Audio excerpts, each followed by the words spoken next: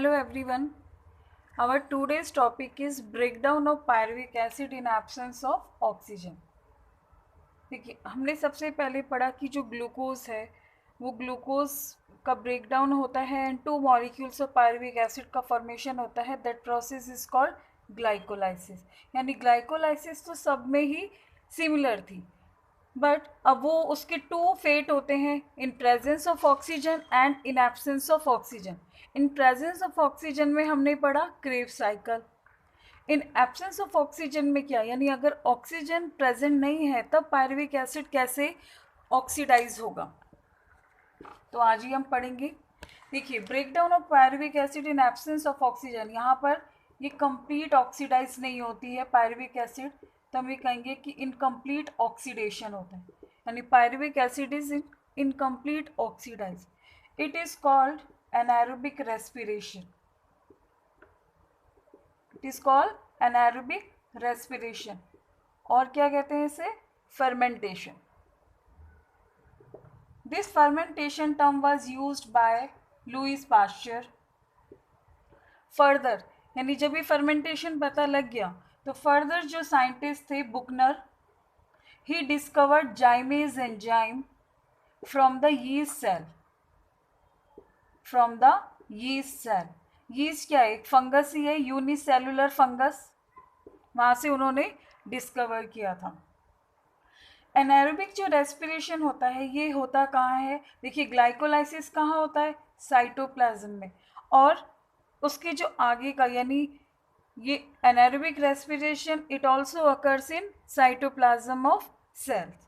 अब हम देखेंगे कि कितने टाइप्स के ये जो पायरुविक एसिड का ब्रेकडाउन यानी एनारोबिक रेस्पिरेशन के कौन कौन से टाइप्स है. There are four types of fermentation or anaerobic respiration. First is alcoholic fermentation. It is most common type of fermentation. Most common type of fermentation. It occurs in some fungus, for example yeast, and higher plants. Higher plants में भी कब?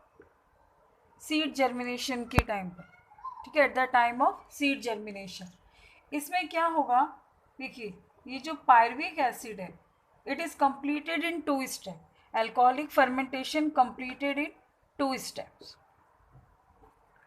Pyruvic acid first, यानी first step क्या है? Pyruvic acid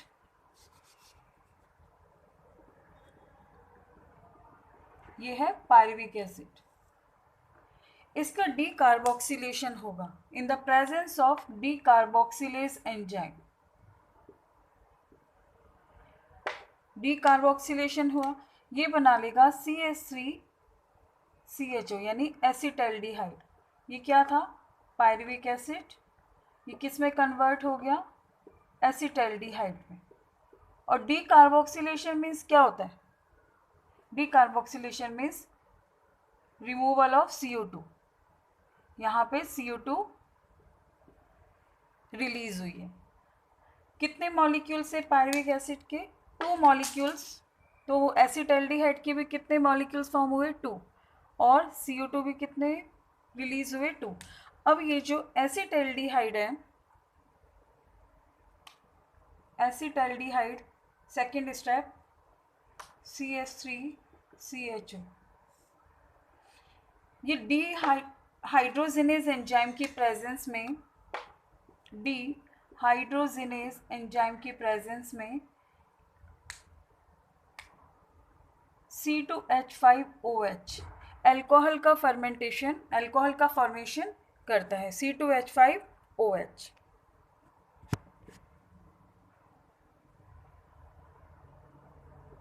और यहाँ पर ये जो इन्वॉल्व होता है कोएंजाइम वो है NADH2. Acetaldehyde get reduce and NAD get free.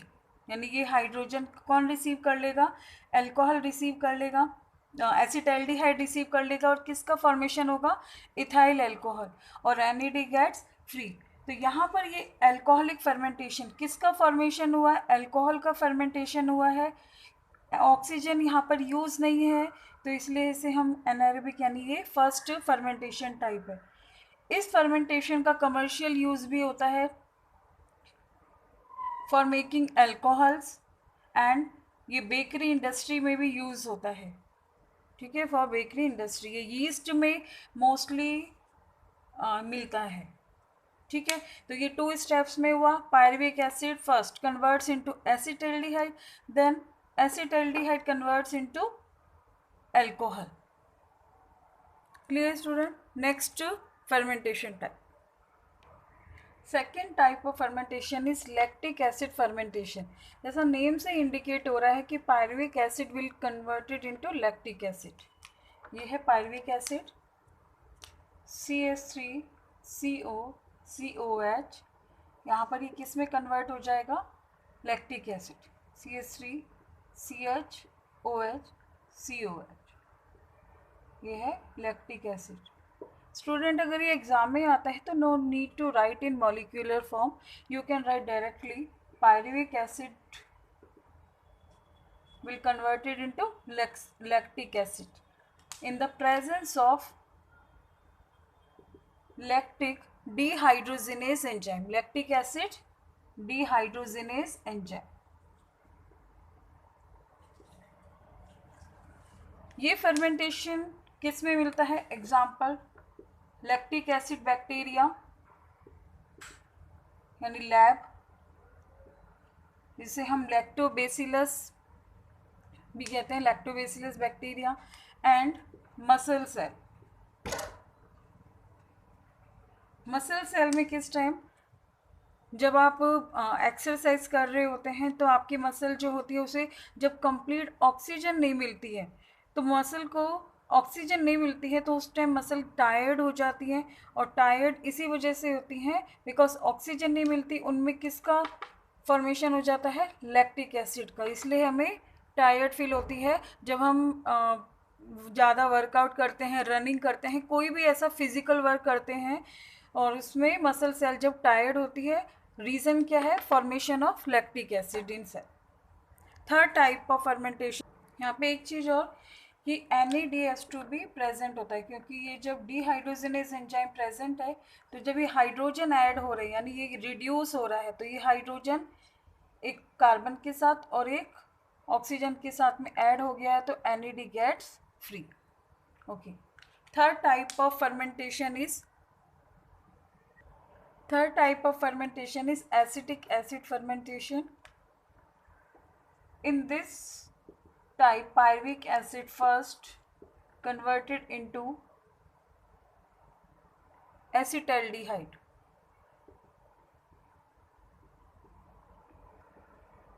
So CH3COCOH, acetaldehyde CH3CHO. Then acetaldehyde will converted into CH3COOH,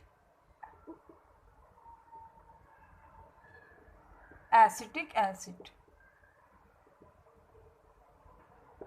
अब यहाँ पर क्या होगा कि फर्स्ट ये CO2 इवॉल्व हुई है। फर्स्ट स्टेप में क्या होगा? पायरुविक एसिड से CO2 यानी डी कार्बोक्सिलेशन हुआ, CO2 इवॉल्व हुई, किसका फॉर्मेशन हुआ? एसिटाल्डिहाइड का। देन एसिटाल्डिहाइड वाटर की प्रेजेंस में, H2O की प्रेजेंस में यानी वाटर मॉलिक्यूल यूज़ करके एसिटिक एसिड का फॉर्मेशन करता है। This type of fermentation is found in acetic acid bacteria.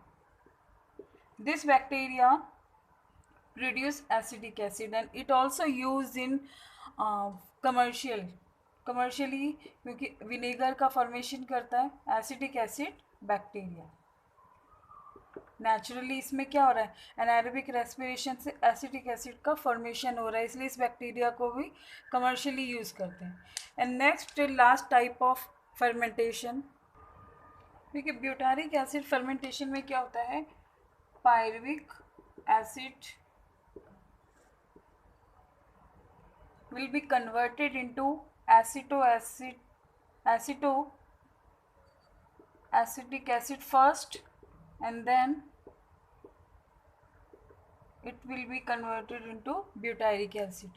Example of this type of fermentation is Clostridium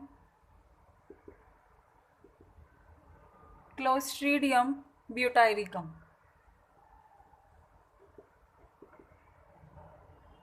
clostridium butyricum. अभी हमने ये 4 टाइप्स के जो फर्मेंटेशन पढ़े हैं, इनमें सब में ही 2 ATP मॉलिक्यूल्स जो है, 2 ATP मॉलिक्यूल्स क्या होगा, रिलीज होगा इन ईच फर्मेंटेशन टाइप में।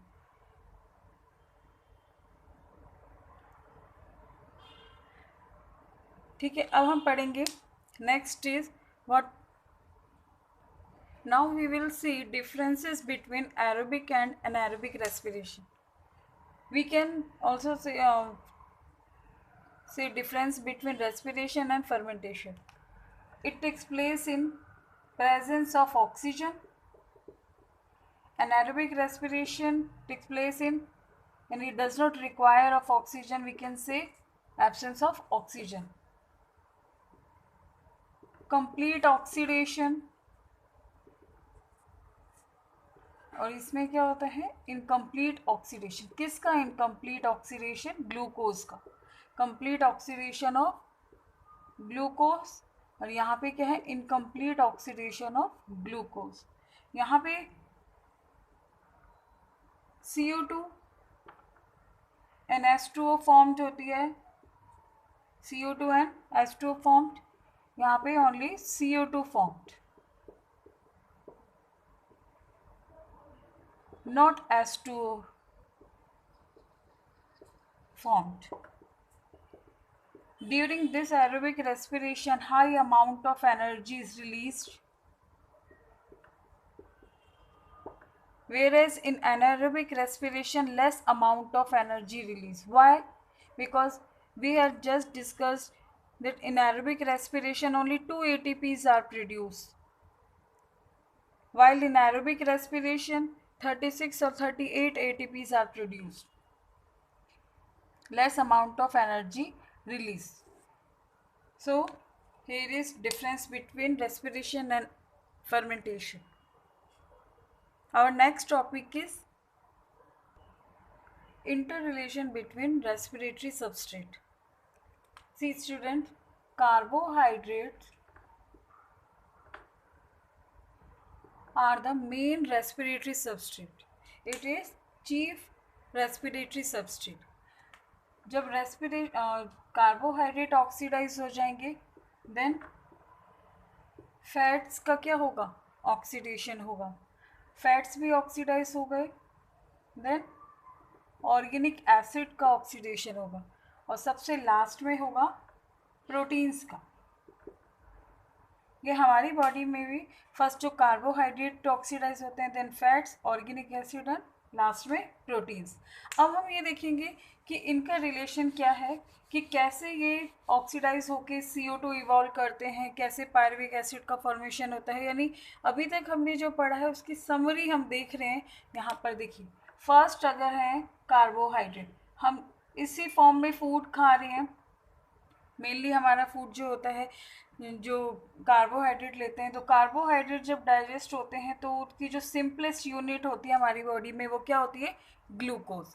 फर्स्टली ग्लूकोज का क्या होता है, लाइसिस होता है। कौन सी रिएक्शन से, ग्लाइकोलाइसिस से। तो यहाँ पे ये ग्लाइकोलाइसिस हुआ, और किसका फॉर्मेशन हुआ, पायरुविक एसिड का। देन पायरुविक एसिड से किसका फॉर्मेशन होता है, एसिटाइल कोएंजाइम ए का। Acetyl coenzyme A enters in Krebs cycle. यहाँ पे हम लिख देते हैं, ये किस साइकिल में आ गई, क्रेब्स साइकिल में। एंटर्स क्रेब्स साइकिल, क्या रिलीज होता है, CO2, H2O, और क्या रिलीज होते हैं, NADH2 and FeDH2, NADH2 and FeDH2।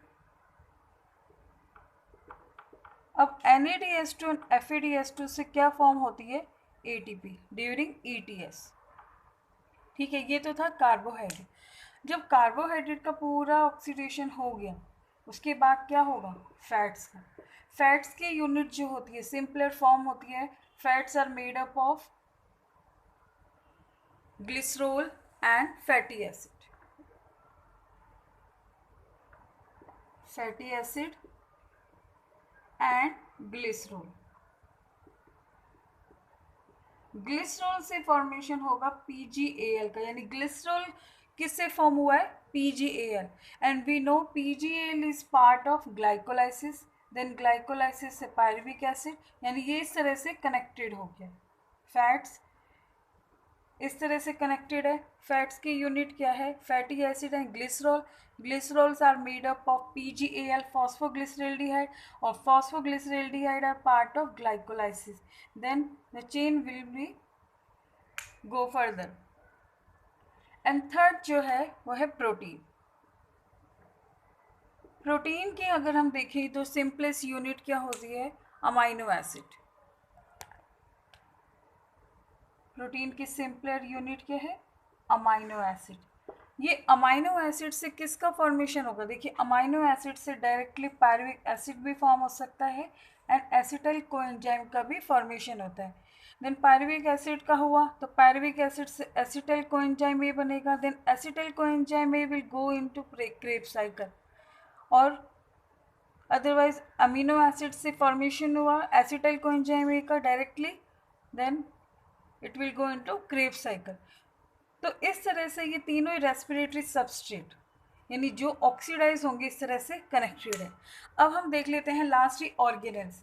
आपको पता है कि जो ग्लाइकोलाइसिस है, ग्लाइकोलाइसिस क्या होता है? यहाँ तक ग्लूकोज या फैट्स, यहाँ भी जो पायरुविक एसिड का फॉर्मेशन हुआ है, ये प्रोसेस जो होता है ये किस सब ऑर्गेनल में होता है, किस पार्ट में होता है? साइट क्या है? सेल का जो साइटोप्लाज्म है, सेल के साइटोप्लाज्म में। और जो फर्दर रिएक्शन है वो कहाँ पर है? Further reaction will take place in mitochondria. Krebs cycle का है माइटोकॉन्ड्रिया। Clear student? तो यहाँ तक अभी हमने पढ़ा कि एनारोबिक रेस्पिरेशन क्या होता है और रेस्पिरेटरी सबस्ट्रेट जो होते हैं उनका रिलेशन क्या है। In next video we will study about respiratory quotient कि कैसे वो रिलेटेड होते हैं, कैसे CO2 और O2 का क्या रेशियो होता है वो सब, और कौन कौन से फैक्टर्स होते हैं जो अफेक्ट करते हैं रेस्पिरेशन को। Okay, then see you in next video. Thank you very much.